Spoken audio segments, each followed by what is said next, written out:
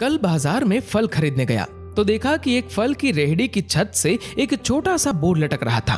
उस पर मोटे अक्षरों में लिखा हुआ था, घर पर कोई नहीं है, मेरी बूढ़ी माँ बीमार है, मुझे थोड़ी थोड़ी देर में उन्हें खाना, दवा और टॉयलेट कराने के लिए घर जाना पड़ता है। अगर आपको जल्दी है तो अपनी मर्जी से फल तोल ले। रेट साथ ही में लिखे हैं, पैसे कोने पर गत्ते के नीचे रख दे, धन्यवाद। अगर आपके पास पैसे नहीं हो तो आप मेरी तरफ से मुफ्त ले जाना, इजाजत है। मैंने इधर उधर देखा, पास पड़े तराजू में 2 किलो सेब तोले, दर्जन भर केले लिए, बैग में डाले, प्राइस लिस्ट से कीमत देखी, पैसे निकाल कर गत्ते को उठाया। वहां 100, 50 और 10-10 के नोट पड़े थे। मैंने भी पैसे उसमें रख कर उसे ढक दिया, बैग उठाया और अपने फ्लैट पर लौट आया। रात को खाना खाने के बाद हर रोज की तरह मैं और मेरा भाई टहलने के लिए निकले। मेरी नजर उसी सुबह वाली रेहड़ी पर पड़ी। करीब से देखा तो एक कमजोर सा आदमी, दाढ़ी आधी काली आधी सफेद, मैले से कुर्ते पजामे में रेहड़ी को धक्का लगाकर बस जाने ही वाला था। वो हमें देखकर मुस्कुराया और बोला, साहब फल तो खत्म हो गए। उसका नाम पूछा तो उसने बताया कि मेरा नाम सीताराम है। फिर हम सामने वाले ढाबे पर बैठ गए। चाय आई।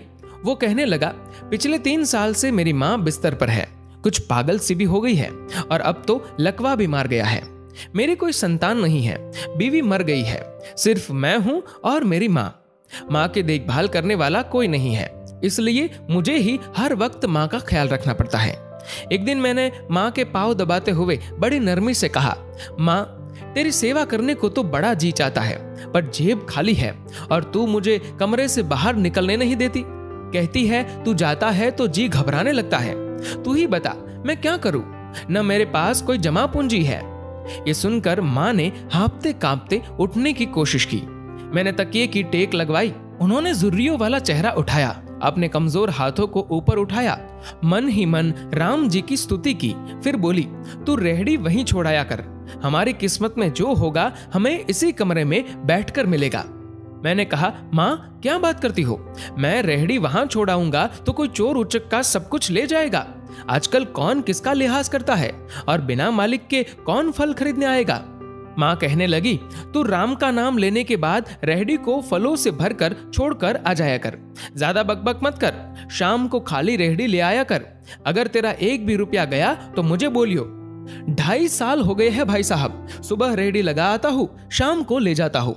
लोग पैसे रख जाते हैं, फल ले जाते हैं, एक धेला भी ऊपर नीचे नहीं होता, बल्कि कुछ तो ज्यादा भी रख जाते हैं। कभी कोई माँ के लिए फूल रख जाता है, कभी कोई और चीज। परसों एक बच्ची पुलाव बनाकर रख गई, साथ में एक पर्ची भी थी जिसमें लिखा था अम्मा के लिए। बीते हफ्ते एक डॉक्टर अपना कार्ड छोड़ गए, पीछे लिखा था माँ की तबीयत नाजुक हो तो मुझे कॉल कर लेना, मैं आ जाऊंगा। कोई खजूर रख जाता है तो कोई कुछ और खाने की चीज।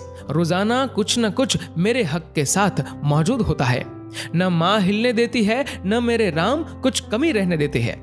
माँ कहती है तेरे फल मेरा राम अपने फरिश्तों से बिकवा देता है। आखिर में इतना ही कहूंगा कि अपने माँ बाप की खिदमत करो और देखो दुनिया की कामयाबियां कैसे हमारे कदम चूमती है। दोस्तों, इस वीडियो को लेकर आपकी क्या राय है नीचे कमेंट करके जरूर बताएगा। और अगर आपको ये वीडियो अच्छा लगा हो तो इस वीडियो को लाइक करेगा, शेयर करेगा ज्यादा से ज्यादा लोगों तक। और ऐसे ही और भी इंस्पिरेशनल वीडियोस के लिए सब्सक्राइब करें हमारे यूट्यूब चैनल को और फेसबुक पर फॉलो करें हमारे पेज को। धन्यवाद।